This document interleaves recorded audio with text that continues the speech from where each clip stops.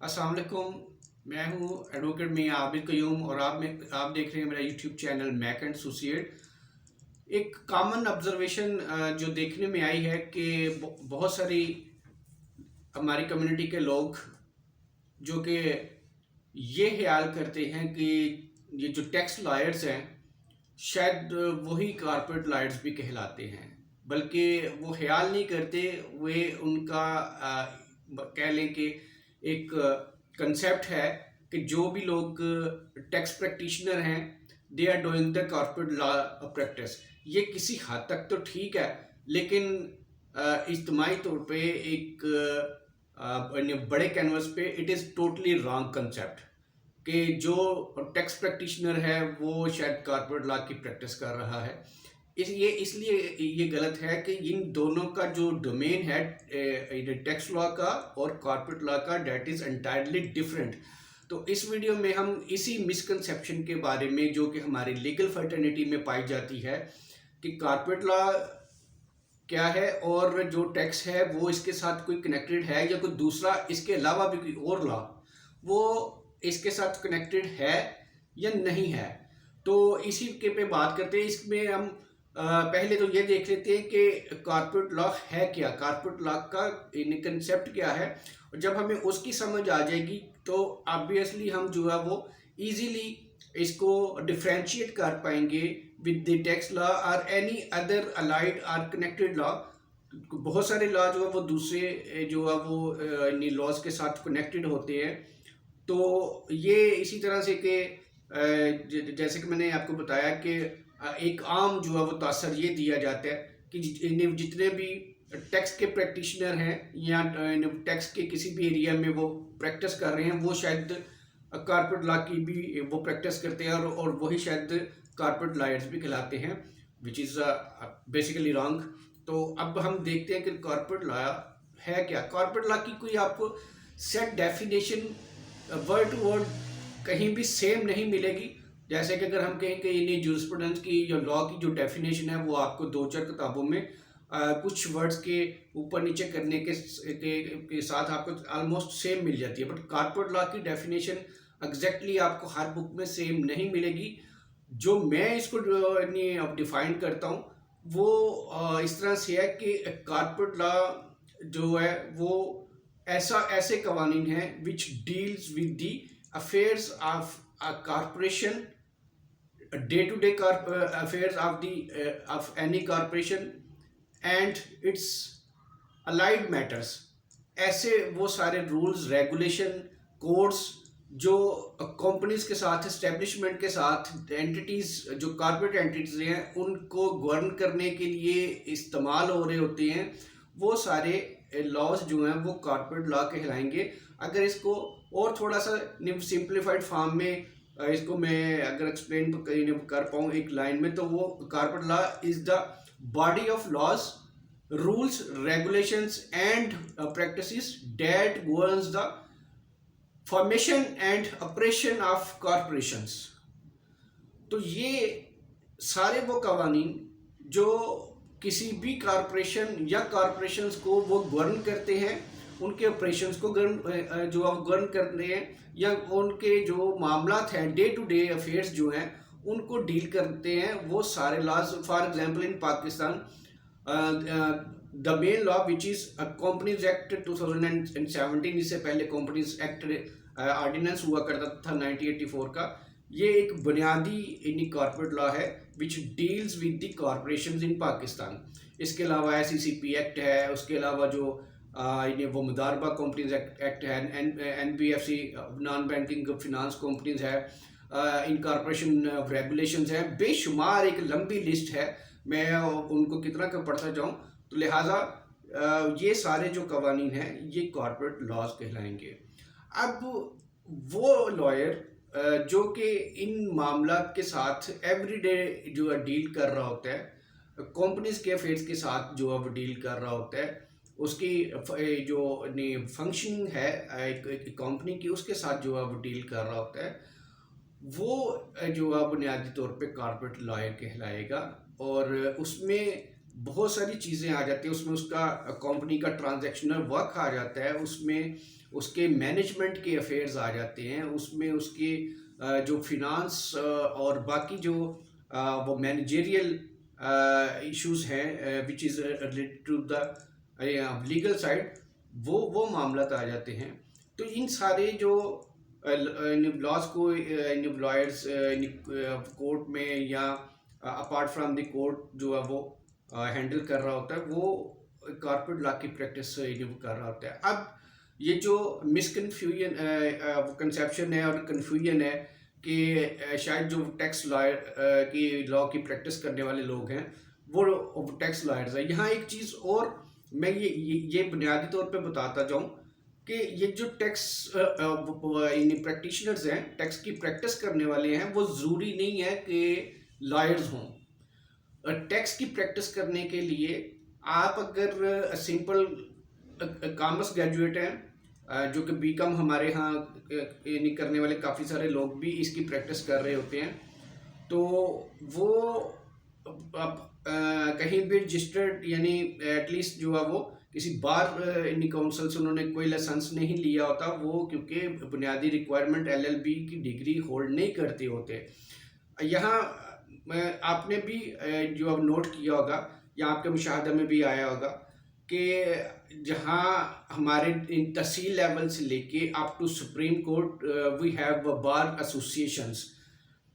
वो bar associations जिनके election में हम सारा साल हिस्सा लेते रहते हैं और उनके इलेक्शन जो है वो कंडक्ट होते हैं एनुअली, वो हर किस्म का जो वकील है, चाहे वो सिविल की प्रैक्टिस कर रहा है, चाहे वो क्रिमिनल की कर रहा है, फैमिली की कर रहा है, कस्टम की कर रहा है, इंटेलेक्चुअल प्रॉपर्टी की कर रहा है, वो रेवेन्यू की कर रहा है, वो पर्सनल लॉ की कर रहा है, किसी भी लॉ की कर रहा है, apart from even including the tax law की, वो इन्हीं बार्स में जो है वो एज अ मेंबर के तौर पे भी रजिस्टर्ड होता है। बट इन बार एसोसिएशंस के अलावा we also have tax bar associations in each district, जहाँ पे हमें FBR का ऑफिस होता है, वहाँ पे एक टैक्स बार एसोसिएशन भी होती है। अब वो उस टैक्स बार एसोसिएशन में टैक्स लॉयर्स भी रजिस्टर्ड होते हैं और वो भी लोग रजिस्टर्ड हो जाते हैं जो कि कॉमर्स ग्रेजुएट होते हैं, जैसे कि मैंने पहले कहा कि बीकॉम या MCom, ACMA, ACCA, FCA, chartered accountants, वो भी उस बार के मेंबर्स बन जाते हैं। तो वहाँ पे जो इनकी क्वालिफिकेशन का जो कह लें कि सफ़ेर है वो काफ़ी बड़ा है। It start from commerce graduation and goes up to FCMA and CA। तो इसके दरमियान बहुत सारी डिग्रियाँ आती हैं, बहुत सारे कोर्सेज आते हैं, और वो सारे लोग जो हैं वो टैक्स बार के में वो रजिस्टर्ड हो जाते हैं और टैक्स बार की वो प्रैक्टिस कर रहे होते हैं। तो वो उन्हें ये क्यों समझा जाता है कि वो भी शायद कॉर्पोरेट लॉ की प्रैक्टिस कर रहे हैं या कॉर्पोरेट लॉयर्स उनको समझा जाता है, होते तो नहीं है लेकिन समझा इसलिए जाता है कि वो मोस्टली जो टैक्स के इश्यूज हैं वो एक रेडी वाले के तो होते नहीं हैं, वो हमेशा उस बंदे के साथ जो है वो अटैच होते हैं नॉर्मली। ये मैं एक वो आपको बता रहा हूँ बात कि जो मोस्टली हमारे जहन में आती है कि ये इसका टैक्स का इशू है, ये इसका कोई कारोबार का मामला होगा, ये कोई एक्सपोर्टर है, ये कोई इंपोर्टर है, या ये किसी भी तरह का कोई बिजनेस कर रहा है, तो लिहाजा इसके टैक्स के मामला हैं। तो लिहाजा वो जो टैक्स वाले लोग हैं वो डील तो कारोबारी लोगों से ही कर रहे होते हैं, और कारोबारी लोग जो हैं वो कॉरपोरेशन भी गवर्न कर रहे होते हैं, वो प्रोप्राइटर भी हो सकते हैं, वो पार्टनरशिप पे भी हो सकते हैं।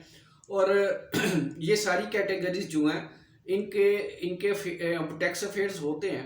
तो इनके टैक्स अफेयर्स को जो बंदा हैंडल कर रहा होता है वो एक सिंपल टैक्स प्रैक्टिशनर भी हो सकता है, यानी एक बीकॉमर भी हो सकता है, और वो एक चार्टर्ड अकाउंटेंट भी हो सकता है, जो कि एक बड़ा क्वालिफाइड मतलब हाईएस्ट लेवल की डिग्री है इन अकाउंटिंग एंड फिनांस, तो वो भी हो सकता है। लेकिन दोनों कैटेगरीज, चाहे वो एक बीकॉमर है या वो CAFCA है या ACCA है, अगर वो लॉ ग्रेजुएट नहीं है तो वो लॉयर नहीं कहलाएगा किसी भी तरह से। तो लिहाजा वो कारपोरेट लॉयर तो दूर की बात रहेगी, वो इवन लॉयर भी नहीं होगा। तो लेकिन चूंकि ये सारे लोग जिनका मैंने जिक्र किया, जो टैक्स बार के साथ एसोसिएट होते हैं, रजिस्टर्ड होते हैं, वो टैक्स की प्रैक्टिस करने की वजह से ऐसे लोगों के काम कर रहे होते हैं जो किसी न किसी तरह से कारोबार के वो मामला इन्हें हैंडल कर रहे होते हैं, कारोबार को देख रहे होते हैं। तो वहाँ से एक जनरल कंसेप्ट ये ड्राइव कर लिया जाता है कि लिहाजा ये जो है ना कारपोरेट लॉ की प्रैक्टिस कर रहे होते हैं, हालांकि वो सिर्फ टैक्स की हद तक, या उनमें से कुछ लोग कंपनी लॉ के अफेयर भी देख रहे होते हैं। क्योंकि हमारे यहाँ ये जो इन्हें कंपनीज को रेगुलेट करने वाला अदारा security exchange and commission Pakistan कहलाता है, SECP पाकिस्तान। SECP में भी आप बड़े हद तक बहुत सारा काम जो कि इन्हें कंटेंशियस नहीं होता। देखिए, एक वर्क होता है उसको हम कहते हैं कंटेंशियस, और यानी जो अदालतों में तय होते हैं, वो मतलब मामला तो अदालती झगड़े वो अदालतों में होने होते हैं, उनको हम कंटेंशियस वर्क कहते हैं। और दूसरा होता है नॉन कंटेंशियस, गैर अदालती काम, जो कि डिपार्टमेंटल फोरम पे या फिर अदालत में या कोर्ट में गए बगैर वो एमिकेबली रिजॉल्व हो जाता है, या डिपार्टमेंट लेवल पे वो हल हो जाता है, या पार्टीज के दरमियान में वो मामला तय पा जाते हैं। तो उनको हम नॉन कंटेंशियस अफेयर्स कहते हैं। तो इनमें से बहुत सारे लोग जिनका मैंने जिक्र बार बार कर रहा हूँ, वो SECP की भी साथ प्रैक्टिस कर रहे होते हैं, कंपनीज के वो अफेयर्स भी देख रहे होते हैं जो नॉन कंटेंशियस में होते हैं, जिसको गैर अदालती केस कहा जाता है। वो सारा मामला जो आप देख रहे होते हैं, तो वो भी चूंकि ऐसा काम है जो जिसके लिए आपको लॉ ग्रेजुएट होना या मतलब लाइसेंस्ड लॉयर होना ज़रूरी नहीं है। तो लेकिन जब एक ऐसा मामला आएगा जिसकी कोई कोर्ट में पिटीशन करनी पड़ेगी, बेशक वो SECP से रिलेटेड हो, बेशक वो SECP एक्ट से रिलेटेड हो, या कंपनीज एक्ट से रिलेटेड हो, या LLP के साथ रिलेटेड हो, वो जब भी कोई कोर्ट का मामला आएगा वो एक लॉयर ही करेगा। और वो उसी सूरत में ही नहीं कर पाएगा कि अगर वो लॉ ग्रेजुएट है, टैक्स प्रैक्टिशनर कोर्ट में एंटाइटल्ड नहीं है अपीयर होने का। बल्कि कोई भी वो बंदा, वो चाहे कितना ही क्वालिफाइड क्यों ना हो, वो किसी भी कोर्ट में किसी को रिप्रेजेंट नहीं कर सकता unless until he is a registered lawyer and registered with any bar council either in Sindh, Punjab और KP के कहीं की भी बार हो। तो उसके लिए एक फंडामेंटल जो रिक्वायरमेंट है कि उसका लॉयर होना ज़रूरी है। तो बात हमने स्टार्ट की थी कि कारपोरेट लॉ का कंसेप्ट क्या है, वो मैंने आपको बताने की कोशिश की, और फिर इसका डिफरेंस जो ने टैक्स जो वो मतलब प्रैक्टिशनर है या टैक्स की जो प्रैक्टिस करने वाले हैं वो उनसे कैसे मुख्तलिफ है। बुनियादी तौर पे बात ये थी कि ये जो हमारे यहाँ ये कंसेप्ट पाया जाता है कि ये जो मतलब टैक्स प्रैक्टिशनर है, ये ही शायद इन्हीं कारपोरेट लॉयर्स और कारपोरेट की प्रैक्टिस करते हैं। बार बार कह रहा हूँ कि ये एक गलत कंसेप्ट डेवलप हो गया हुआ है, वो सिर्फ इस वजह से कि हम इसको इन चीज़ों को माइन्यूटली नहीं देखते हैं, और कुछ चीज़ें ऐसी हैं कि कुछ इनमें से मामला तो वो लोग देख रहे होते हैं, तो उसकी वजह से हम ये चीज़ ड्रा कर लेते हैं कि ये जो लोग हैं ये कारपोरेट लॉ की प्रैक्टिस करते हैं। बुनियादी तौर पे इस वीडियो का ये मकसद था कि इस गलत फहमी को जो है वो दूर किया जाए। तो मैं उम्मीद करता हूँ कि इससे आपको कुछ ना कुछ सीखने का मौका मिला होगा। अगली हम वीडियो इसी के ऊपर करेंगे कि जैसे इस वीडियो में मैंने बताया कि ये कारपोरेट लॉ कैसे मुख्तलिफ है टैक्स लॉ की जुरिस्डिक्शन से, और जो टैक्स के जो प्रैक्टिशनर है वो क्यों कर टैक्स के ही जो है वो प्रैक्टिस करने वाले हैं, वो कारपोरेट लॉ की प्रैक्टिस करने वाले नहीं हैं, या टैक्स कारपोरेट लॉयर्स नहीं होते। इसी तरह से हम अगली वीडियो में देखेंगे कि क्या यहाँ भी हम जो है अक्सर मिक्स कर देते हैं कारपोरेट कमर्शियल को, क्योंकि बड़ा ही कॉमन जेनरिक से वर्ड्स हैं और इकट्ठे अक्सर बोले जाते हैं। तो इनमें भी वो डिफरेंस है। Corporate law is also different from commercial practice, हालांकि वो भी किसी न किसी तरह से बिजनेस के साथ ही अटैच होता है वो भी सारा मामला। लेकिन इनमें क्या मेन जो अब डिफरेंस है, ये अब हम अगली वीडियो में बात करेंगे कि कमर्शियल लॉ और कॉर्पोरेट लॉ का क्या डिफरेंस है। तब तक के लिए अपना दोस्तों सबका ख्याल रखिएगा। अगर कोई क्वेश्चन हो तो वो अपने फीडबैक में जो है वो कमेंट सेक्शन में ज़रूर दीजिएगा। तो मिलते हैं अगली वीडियो में। टेक केयर जी, खुदा हाफिज़, अस्सलाम वालेकुम।